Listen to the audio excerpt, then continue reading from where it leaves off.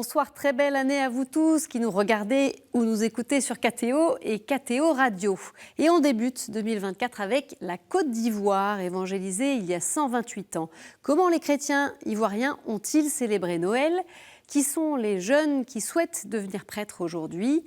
Comment l'Église aussi avance vers plus d'autonomie financière, et ce malgré une forte pauvreté dans le pays? On va en parler dans quelques instants avec notre invité, le père Kofi François Saman, prêtre ivoirien en mission d'études en France. Mais on commence avec quelques repères. La Côte d'Ivoire est située en Afrique de l'Ouest. Elle partage ses frontières avec le Libéria, la Guinée, le Mali, le Burkina Faso et le Ghana. Sa capitale politique est Yamoussoukro, sa capitale économique, Abidjan. La Côte d'Ivoire compte environ 29 millions d'habitants, parmi eux 40% de chrétiens, dont 27% de catholiques, 40% de musulmans et 20% d'animistes. Tout de suite, je retrouve notre invité.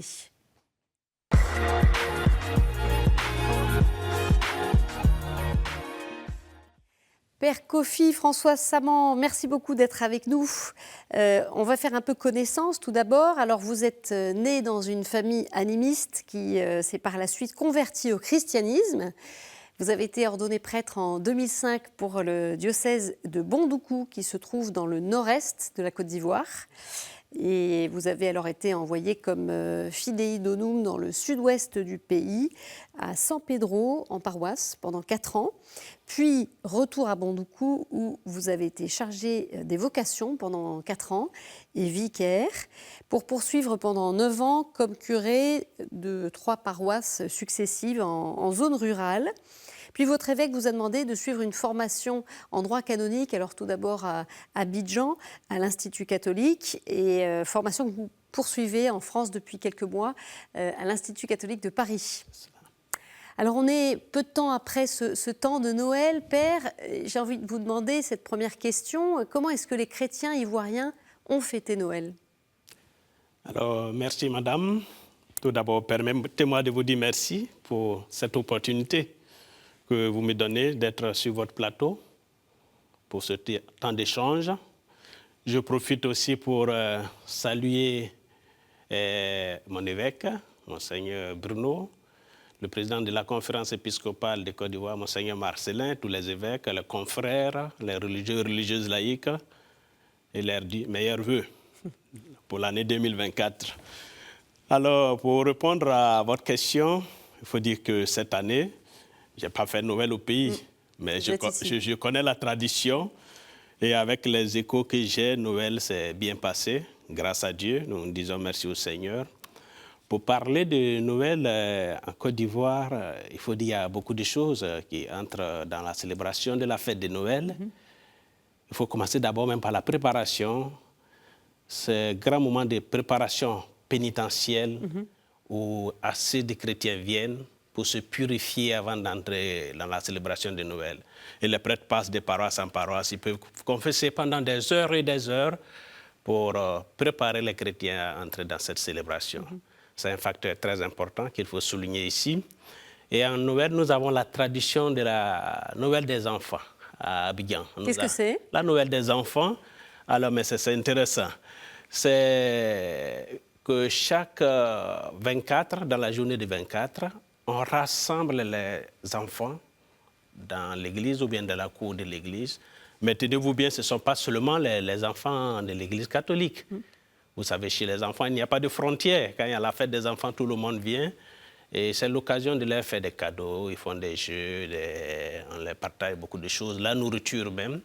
Et après, il y a la célébration qui ne s'impose pas aux autres qui ne sont pas chrétiens.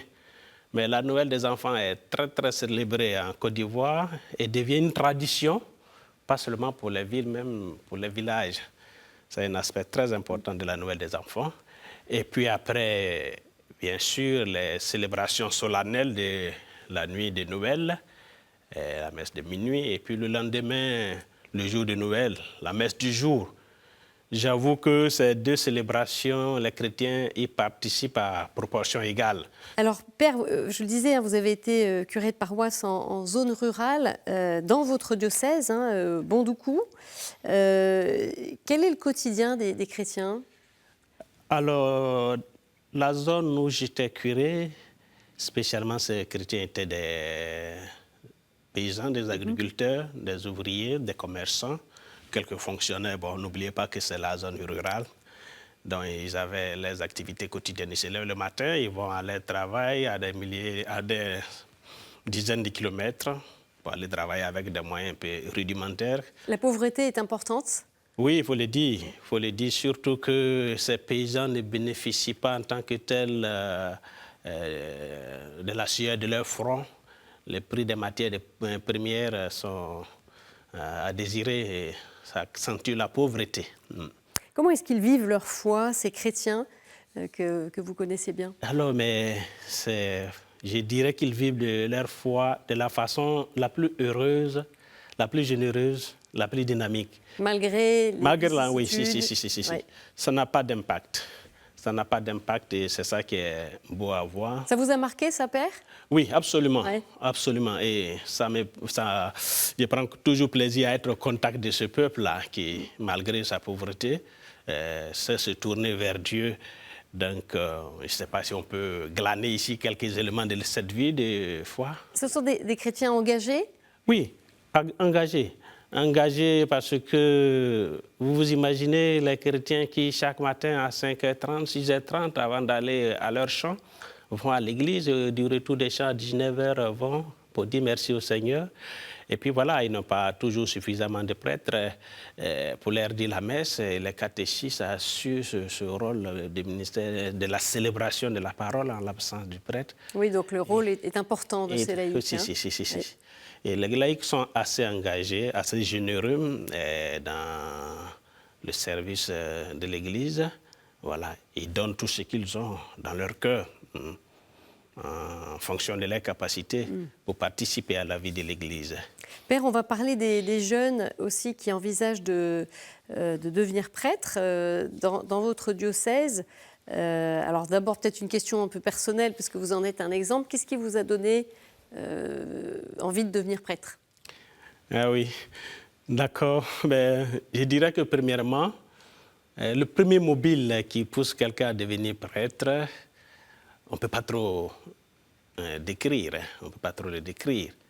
C'est une force intérieure, c'est un appel intérieur qu'on ressent. Mais après, on peut monnayer ça en plusieurs autres raisons qui sont secondaires, mais qui laissent Vous avez senti un appel? Ah ouais, l'appel très fort. De par ma grand-mère, il faut dire que moi... Vous étiez dans une famille animiste? Oui, au départ, oui. Ouais. Je suis le premier chrétien et puis après moi, les autres sont venus. Ils vous ont suivi? Gloire à Dieu. Non, c'est de par ma grand-mère d'abord. Quand je me retrouvais avec elle à l'église, c'était une bonne croyante.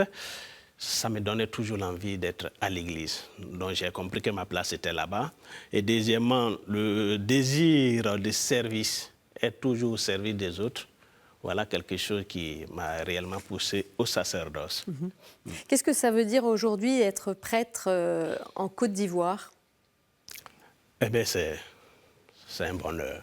C'est un bonheur que d'être prêtre en Côte d'Ivoire parce que même les chrétiens, j'allais dire ceux qui ne sont pas chrétiens, et ils aiment voir les prêtres aussi. Les prêtres, c'est des gens qui ont tout donné.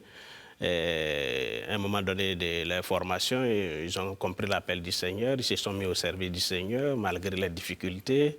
On voit les jeunes prêtres sur les pistes, à vélo, à moto, chacun allant de ses moyens pour prêcher la parole de Dieu. Et ils le font avec beaucoup d'enthousiasme. Nous profitons de ce plateau pour les saluer et les encourager à la mission. Ils vous entendent sûrement. Oui. Père, alors justement, on va parler un peu des défis qui touchent à ces prêtres. La Côte d'Ivoire, elle compte environ 1900 prêtres diocésains et religieux. Qu'en est-il des défis pour leur formation? On écoute l'éclairage du Père Cyril Abissa, recteur du grand séminaire de Daloa. Nos jeunes aujourd'hui, sur le plan intellectuel, on leur demande d'être bons intellectuellement.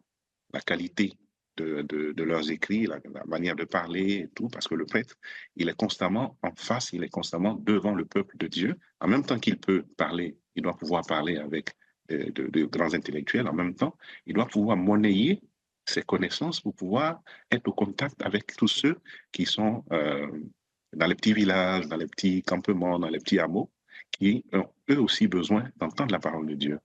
Il y a la dimension pastorale.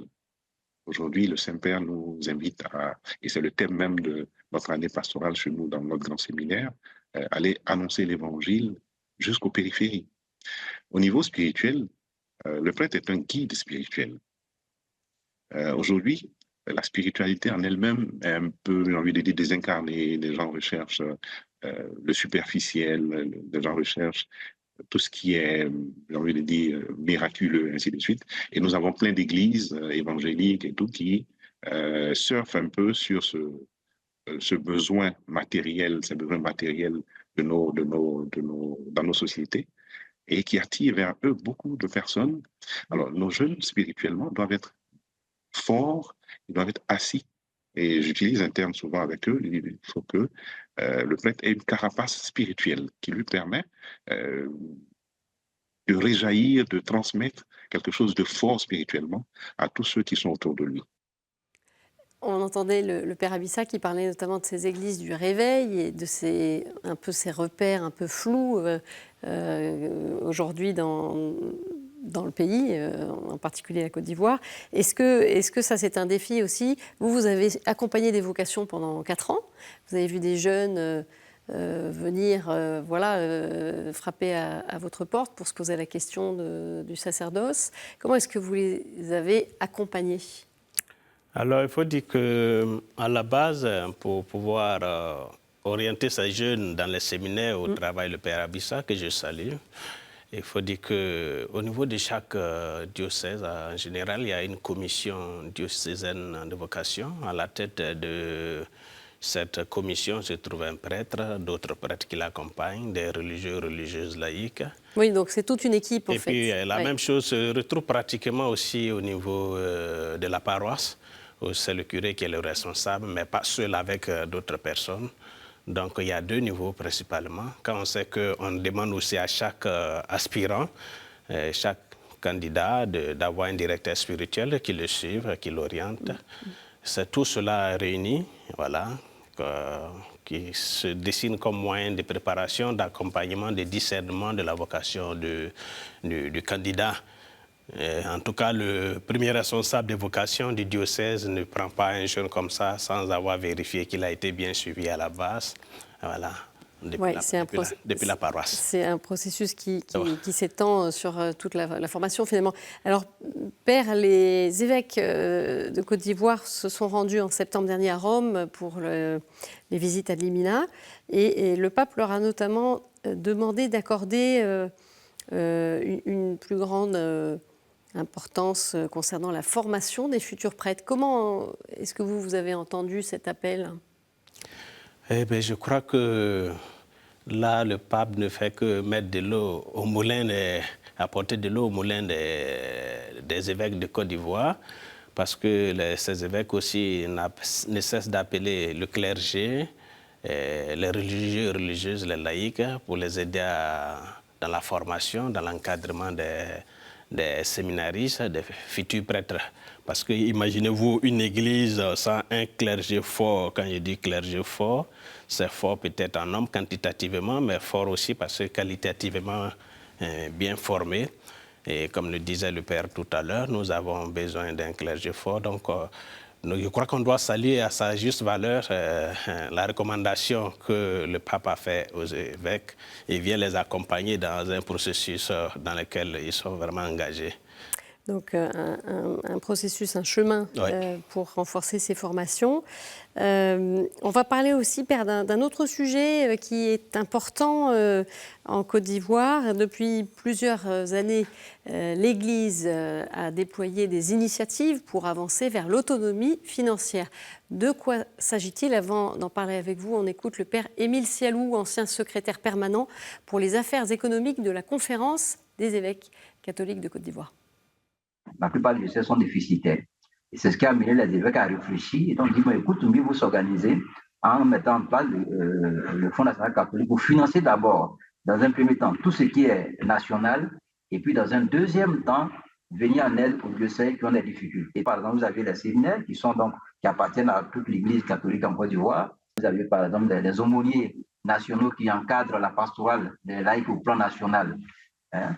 Et tous ces aumôniers-là, il faut les financer, il faut trouver de l'argent pour leur déplacement. Vous avez les médias, vous avez la formation des prêtres, vous avez la santé des prêtres. Vous voyez, en Côte d'Ivoire, les prêtres, de façon générale, il y a un point d'assurance maladie, on essaie de faire assurance maladie. Mais l'assurance vieillesse, quand ils vont vieillir, qui va les prendre en charge? Ce qu'on va récolter à partir des offrandes des fidèles, il va falloir entreprendre, créer des structures pour générer des ressources additionnelles, pour alimenter la caisse commune.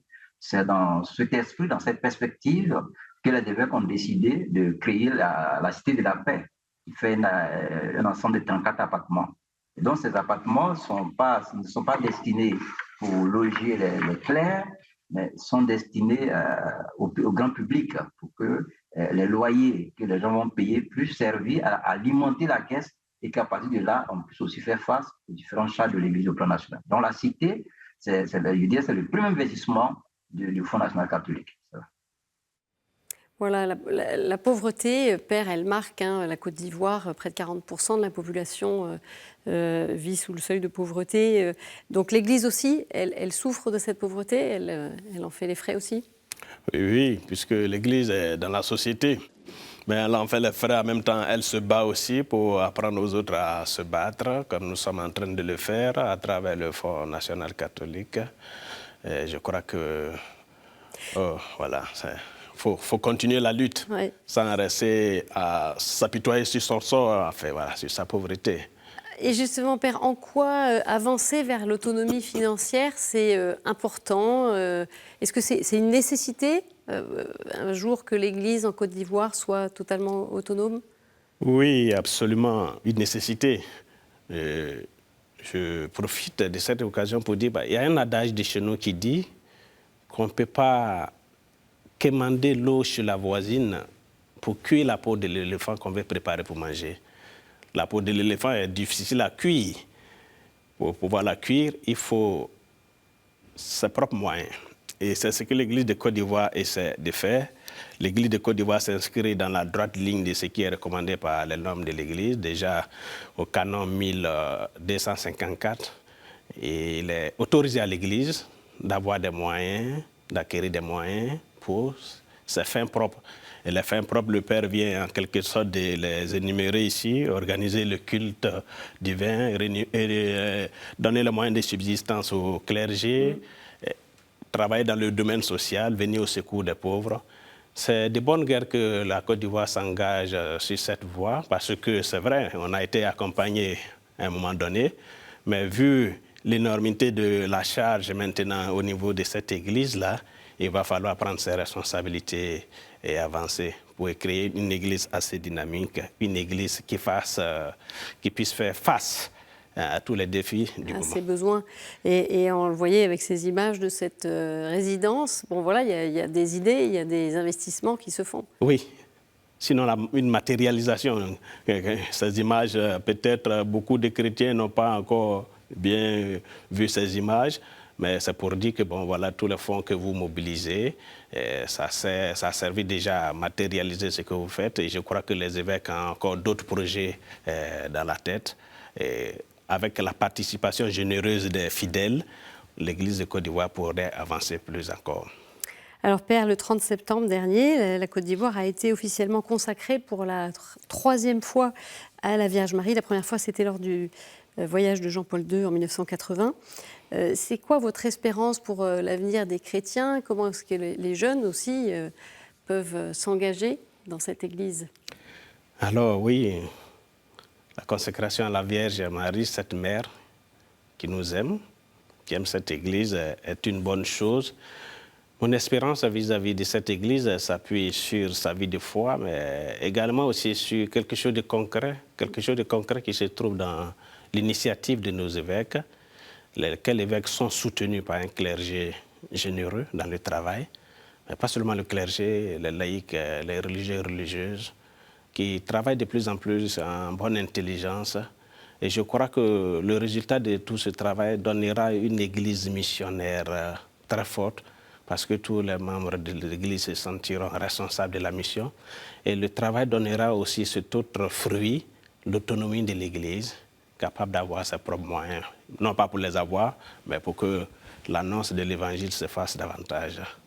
Merci beaucoup, Père Kofi, François Saman, pour votre éclairage sur les chrétiens de Côte d'Ivoire. Et on poursuit avec quelques autres informations.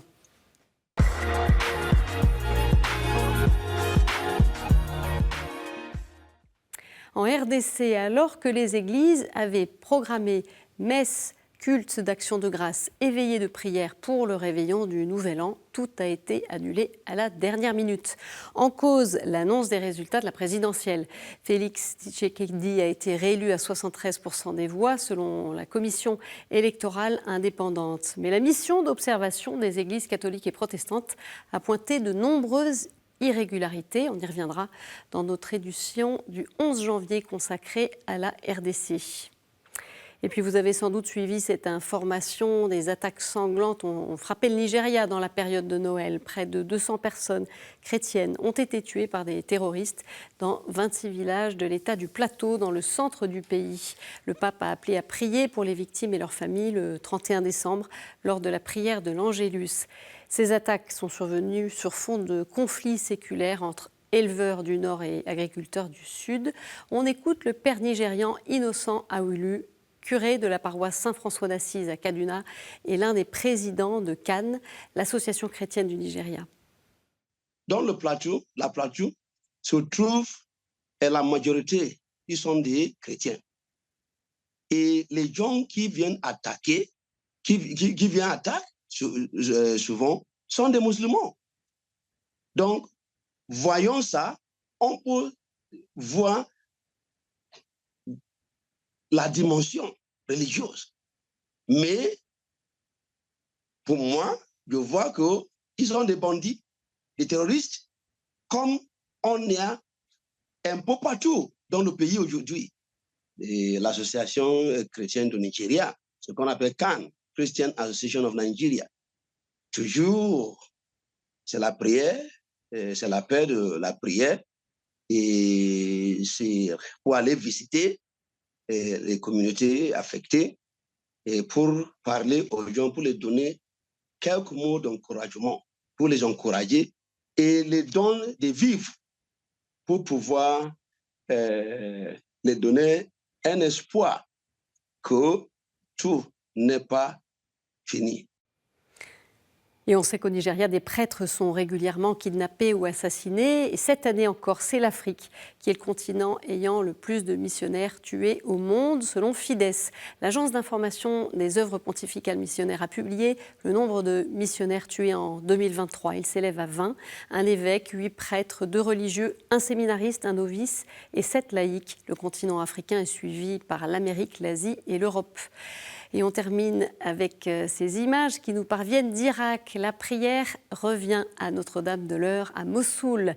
Le 1er janvier, à l'occasion de la fête de Marie, Mère de Dieu, une messe pour la paix a été célébrée pour la première fois depuis sa restauration dans le couvent dominicain, au lieu de chrétienté en Irak, qui avait été gravement endommagé par Daesh. Messe présidée par le maître de l'ordre avec les frères et sœurs dominicains. Avant de nous quitter, on retrouve la chronique du monde.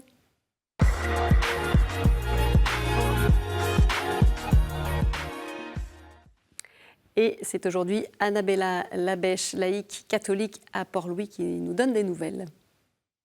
Bonjour à tous, Éline Maurice vous souhaite une très bonne année 2024. Parlons d'un sujet qui concerne toute la planète auquel le pape François accorde toute son attention. L'environnement. Dans son encyclique Laudato Si, François nous interpelle sur notre attitude irrespectueuse vis-à-vis de la terre nourricière. Le diocèse de Port-Louis a entendu ce cri d'appel du pape et nous sommes dans cette démarche vers une église verte, même si la conversion se fait lentement.